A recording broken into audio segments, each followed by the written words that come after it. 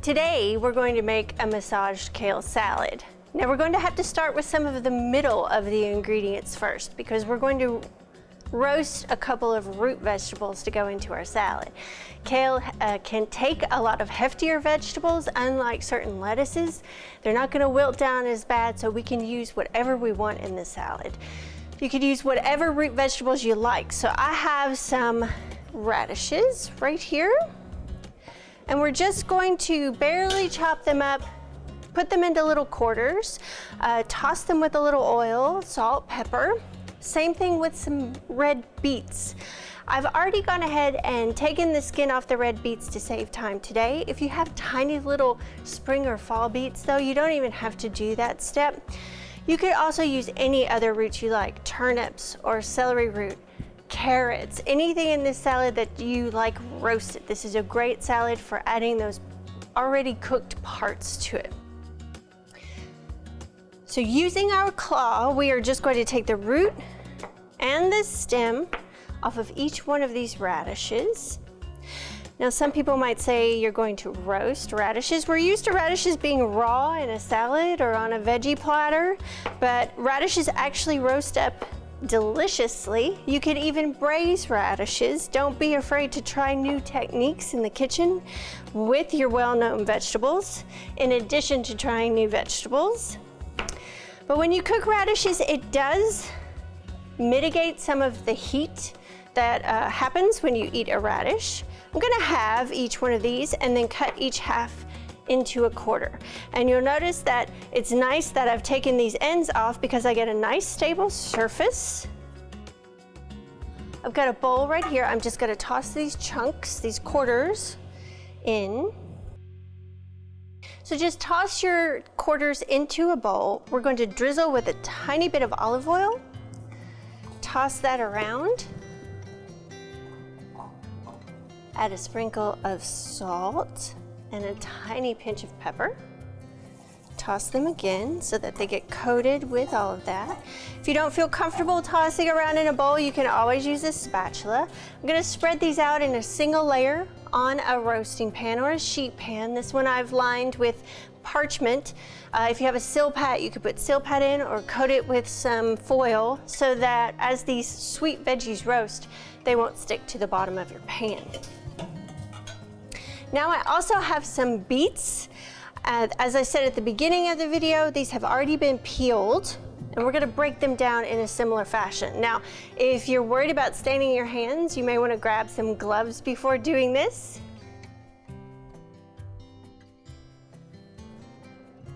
So I've grabbed my glove and I'm just gonna use it for the hand I'm holding. You'll also notice I have a secondary cutting board here because I'm going to pull this away once I get done with the beets because it will stain my cutting board. So I'm gonna take the stem part off where the greens grow out. There's no root left, but now I have a nice flat surface. My beets are a little bit bigger than my radishes, so I may cut each one of these halves into quarters, tossing them into the bowl. Now, if you were using something more elongated like a carrot or a parsnip on this salad, you just want to cut it into chunks that are just about equivalent to all of these. Now, we're going to cut up some green onions. You could also cut up some spring onions or a small candy onion.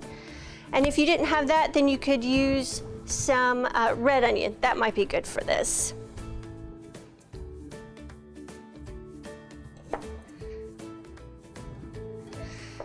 Okay, so once I have the root off of the onion, I'm just going to thin slice the whites and the greens, but I'm going to keep them a little separate. So once I get down to the darker green part, I'm going to push the whites over to the side and kind of cut out that middle part, and then I'm going to trim the greens of the green onion. Now I can put my onions into two separate prep bowls because I'm going to saute the whites and I'm going to garnish with the greens. So once you get your beets chopped into quarters, you're gonna do the same thing as you did with the radishes. Drizzle a little olive oil on top and toss. Sprinkle with some salt and some pepper. And put those out in a single layer. If you don't have enough room on your sheet pan or your roasting pan for a single layer, then you'll need to use more than one. And these will go into a 400-degree oven for about 7-8 minutes.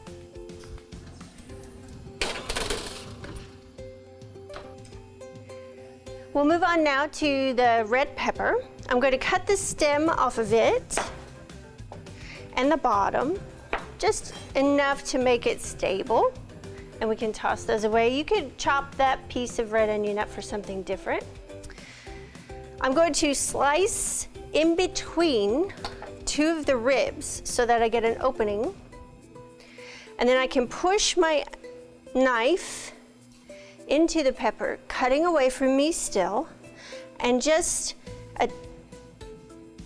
slice through each one of the ribs, and that way you can pull this whole seed pod and everything out of the center of the pepper.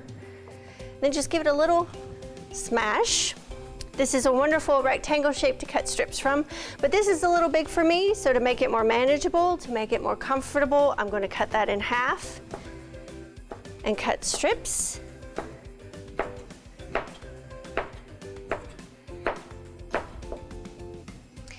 And once I cut across the strips, I'll have a dice. If you have too many strips and they're sliding around on you, just have your pile and cut it in 2 halves.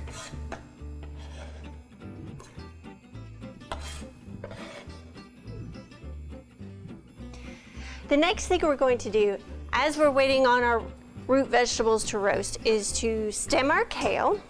Now this is pretty young kale, but it still has some stems, and as we're eating this kale raw, we don't want the stems to be sticking out as we're trying to chew. So I'm just gonna pull the stem off. So I'm holding the leaf and just tugging. This is very tender kale. Just tug on that stem till it comes out.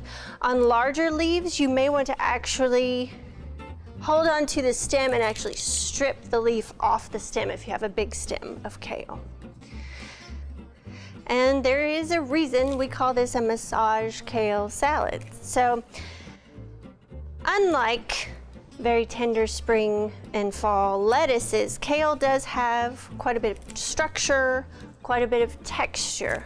So we can eat it, especially the really tiny leaves. You can eat it raw with no problem. This is a little bit more mature. And when we get into fall, farmers tend to leave their kale in the fields longer because it stays sweet in cold weather. So you may run into very soon some very large kale, and that can be not as tender.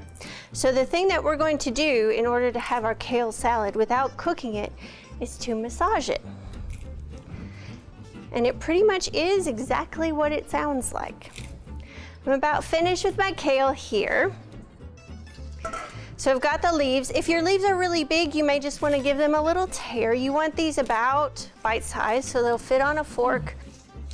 Then the next step, I have just about 2 or 3 tablespoons of oil. This is very neutral oil. It's a canola. It's not olive. It doesn't have any flavor. This is just to sort of moisten the leaves and give them a little coating. This is not part of the dressing, so you don't want to put too much on. You're just going to drizzle. I'm going to start with about a tablespoon and then sprinkle on some salt. And then you get your hands in there and you press and squeeze and massage. The salt helps break down the cells and the pressure from your hands. And you can see almost immediately that the amount has gone down, just as if we had wilted this. It's good to do this a little bit in advance so that your kale has plenty of time to break down. Less tender kale won't wilt that fast. If you have really mature kale, you may want to let it sit for about half an hour, and that'll help with that process of breaking those cells down. So our kale is massaged. Our root veg are in the oven about to come out. We need to make our dressing. So you need to grab a jar with a tightly fitting lid, because this is going to be a super simple way to make the dressing. First, we want to start out with a clove of garlic. You can also use a shallot or a little piece of onion. I'm going to put my knife on the clove and whack it with the heel of my hand, and that will pop the garlic clove out of this papery skin it has on it. And then I just start to slice. Don't forget, even with tiny little veg like this, you want to use your claw and keep your fingers out of the way of the knife. And now we can rock our knives back and forth while lifting and lowering it to get to a mince. And you really want to take this mince down pretty small, because this is raw garlic going into our vinaigrette. So keep cutting it down into tinier pieces. Typical mince is about 1/8 of an inch or smaller. We're going to go as small as we can.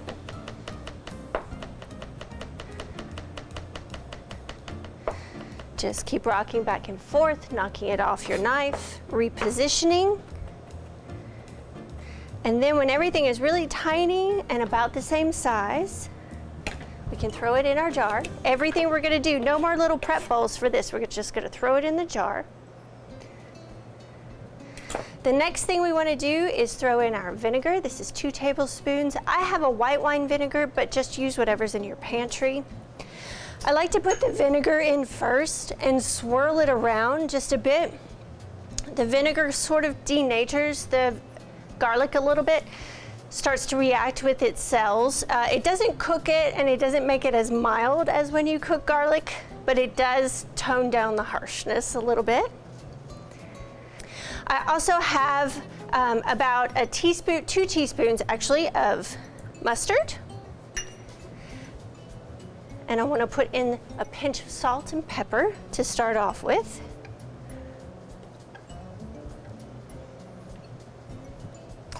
And about a 1/2 cup of oil.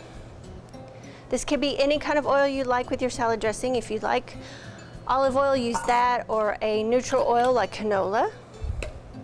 Make sure the lid is on really tight. This is a great exercise for some helper in the kitchen to do who may not have the coordination for cutting, or you don't want to give them a knife or anything sharp or hot at this moment, but this is something that they can do.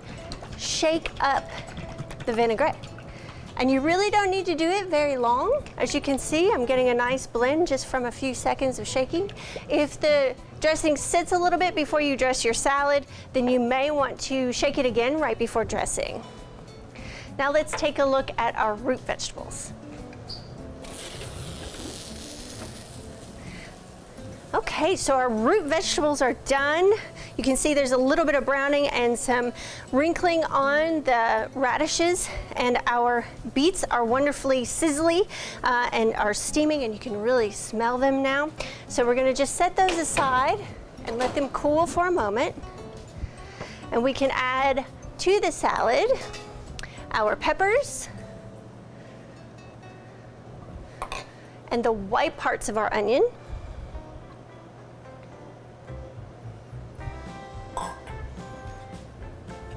And give that a toss. And don't worry if things go down to the bottom. Sometimes I'll save just a little bit in my bowl so that if you can't see any of the ingredients on top, you can put a little bit on, almost like a garnish. I'm going to add just a wee bit of cheese. You don't have to do this part, but this adds some richness. For this, I have a very mild cheddar. You may want to use something like a goat cheese. That might be nice with all of this sweetness and sharpness. Just a little bit for a little bit of unctuousness and mouthfeel. And now we'll add all of our roasted veg. Well, the majority of our roasted veg, we'll say that. those lovely pink radishes. And don't forget, there are other different color varieties of radishes like watermelon, black radish, you have daikons, all different colors.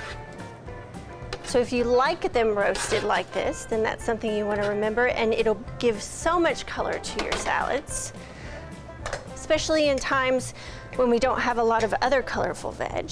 So we're going to toss that together, and I'm just taking these tongs and going to the bottom of the bowl and lifting and tossing.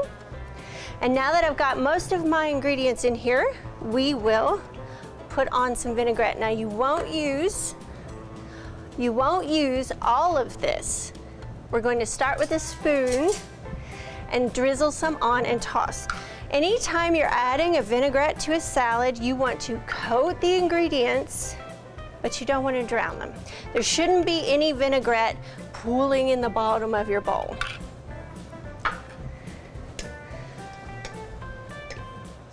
So we'll mix this and see if we've got the right amount. And now a good salad maker will always taste a salad before serving it. So we want to make sure our seasoning is right. We want to make sure that the dressing is nice and sharp. So tender. It needs just a little bit more salt and maybe one more spoon of the vinaigrette. Don't forget that when you add root veg, they're very sweet veg, so you may have to adjust your seasoning for that. And lastly, we're going to plate up.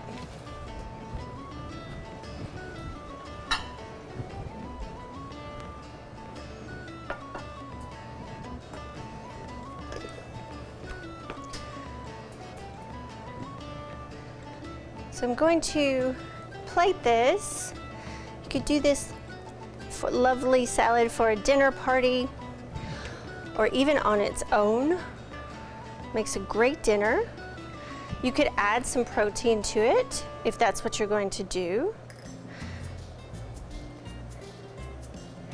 Maybe some roast chicken, some kind of, maybe a white bean. And now I'm glad I've saved some of this to put on top. But we do see a lot of color already. I'm not going to even worry about the others. If you were to do a big bowl, it might be nice to scatter them around the top. But don't forget your green onion parts. You've used the whites. And scatter those over. Just personalize it and make it your own. Massage kale salad.